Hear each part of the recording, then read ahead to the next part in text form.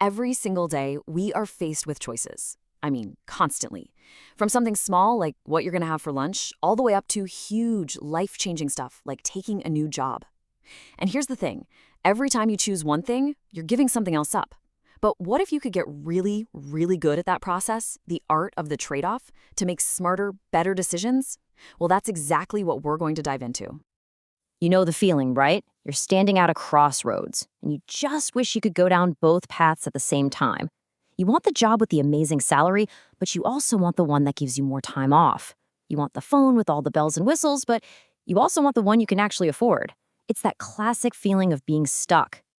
And this is the hard truth that's at the core of every single decision we make. The simple reality is you can't have it all. Why? Because our resources, our time, our money, our energy, they're all limited. So we're forced to choose. And that choice, that act of picking one thing over another, is what we call a trade-off. Now, what's so important to get is that trade-offs aren't a bad thing. They're not a sign that you're failing or compromising. They're actually the very engine of how we move forward. As our source material puts it, they are the structural heart of decision-making. So if you can understand them, you can navigate pretty much everything more effectively. Okay, so to get really good at making trade-offs, first we've got to look under the hood. Let's break down what a choice is actually made of. What are the basic parts we're dealing with every single time? It all starts right here with your alternatives. These are just your different realistic options. And I mean realistic, not just wishful thinking, but the actual doable paths in front of you. Are you going to stay in and study for that exam, or are you going to go out with your friends? Those are your alternatives. And these alternatives, they operate under a couple of basic rules. Let's call them the rules of the game. First rule, mutual exclusivity. This just means picking one option automatically means you can't pick the others. You can't be at home studying and out with your friends at the exact same time. The second rule is unavoidable constraints. This is just the reality that you don't have endless time or money or energy. These two rules together create the tension that forces you to make a choice in the first place. So, we know the rules of the game. Now let's look at the classic battlegrounds where these trade-offs happen. These are those common versus scenarios that pop up over and over again, both in our personal lives and at work. First up, a big one, efficiency versus effectiveness. Efficiency is all about doing things right, using the least amount of time, money, or effort. Think of a factory that's amazing at making widgets with almost zero waste. That's efficient. But effectiveness, that's about doing the right things. Are you making widgets that people actually want to buy? Because you can be super efficient at doing something that just doesn't matter, and that's not effective at all. And next, another classic, quality versus quantity. Let's say you're a writer. Do you focus on writing one perfectly researched, amazing article a week? That's a focus on quality. Or do you pump out 5 shorter, pretty good articles to cast a wider net? That's quantity. Neither is wrong. The choice just depends on what your ultimate goal is. And this one, a true modern classic. Features versus cost. Think about the last time you bought a phone. Did you want the absolute best camera, the fastest chip, the biggest screen? Those are the features. But you were probably also trying to stay under a certain budget, right? That's the cost. And almost every time, adding more features adds more cost, which forces you to make a trade-off. And of course, the one we all face constantly, time versus money. You could spend a few weekends painting your house yourself to save a ton of cash, or you could hire a crew to knock it out in 2 days. You're trading money to get back your time.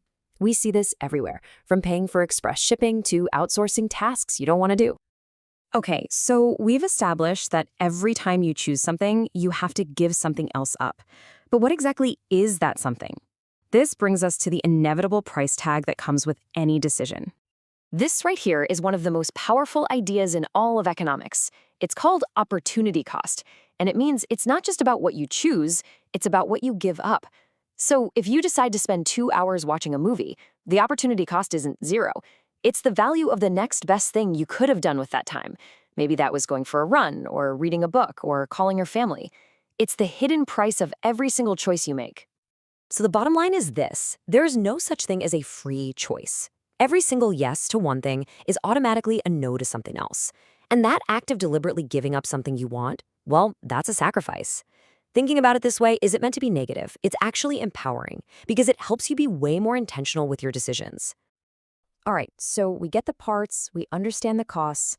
How do we go from just thinking about it to actually making the final call with some confidence? Here's a simple but really powerful framework you can use. First, you have to establish your priority. What is the one thing that matters most in this decision? Is it speed? Is it cost? Is it quality? Get clear on that first. Then, you evaluate the risk versus the reward. What's the best case scenario if this works out, and what's the worst case scenario if it doesn't? Finally, you apply judgment. Look, data is great, but it's not the whole story. You have to bring your own experience and your own gut feeling into it to handle the stuff that numbers just can't measure. So once the choice is made, you're not done. The story isn't over. Now we need to figure out how to measure the result. Did we make a good trade-off? Well, to measure the outcome, it helps to know what kind of game you were even playing. A lot of us think of trade-offs as being zero-sum. That's the idea that the pie is a fixed size. So if I take a bigger slice, that means you have to get a smaller one. My gain is your loss. But sometimes it's not a fixed pie. Sometimes you can find creative solutions where the whole pie actually gets bigger. Understanding which game you're in helps you know what a win really looks like. Ultimately, what makes a decision a good one comes down to this single idea: maximizing the yield or the net benefit. This isn't about just winning on one thing, like getting the lowest price. It's about the final, overall advantage you end up with after you subtract all the costs, both the obvious ones like money and those invisible opportunity costs. A great trade-off isn't one where you lost nothing. It's one where you ended up with the highest possible net benefit. So the next time you're facing a choice, don't just see two options. See the alternatives, understand the rules, weigh the real opportunity cost, and always, always aim for the best overall yield. When you start thinking this way, decision-making stops being a stressful guess and starts becoming a strategic skill. So here's my question for you. Knowing all this, what trade-off will you make more consciously tomorrow? Thanks for tuning in.